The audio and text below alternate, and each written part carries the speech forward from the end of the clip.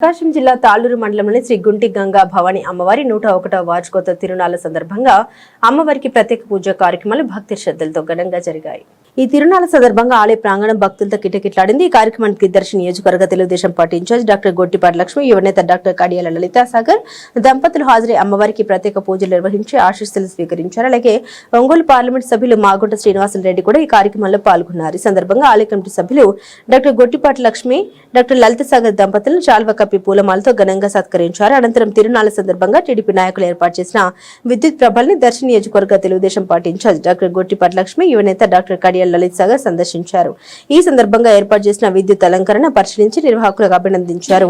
ఈ సందర్భంగా కార్యకర్తలను ఉద్దేశించి డాక్టర్ గొట్టిపాటి లక్ష్మి మాట్లాడుతూ పార్టీ బలోపేతానికి ప్రతి కార్యకర్త కృషి చేయాలని సూచించారు. ప్రజలకు అందుబాటులో ఉంటూ వారి సమస్యల పరిష్కారానికి కృషి చేయాలని అన్నారు. పార్టీ అభివృద్ధి కోసం నాయకులు, కార్యకర్తలు సమన్వయంతో పనిచేయాలని పిలుపునిచ్చారు. డాక్టర్ లలితా సాగర్ మాట్లాడారు. గ్రామస్థాయి నుండి పార్టీని మరింత బలోపేతం చేయాలని, రాబోయే రోజుల్లో పార్టీ విజయానికి ప్రతి ఒక్కరూ కష్టపడాలని కార్యకర్తలకు సూచించారు. ప్రజల విశ్వాసాన్ని గెలుచుకునేలా పనిచేయాలని, పార్టీ కార్యక్రమాలను గ్రామంలో విస్తృతంగా చేపట్టాలని తెలిపారు.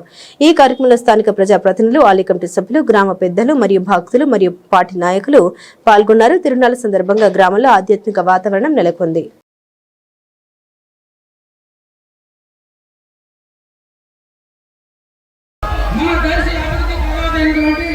గొట్టిపాటి లక్ష్మి గారిని మాట్లాడవలసిందిగా కోరుతున్నాం.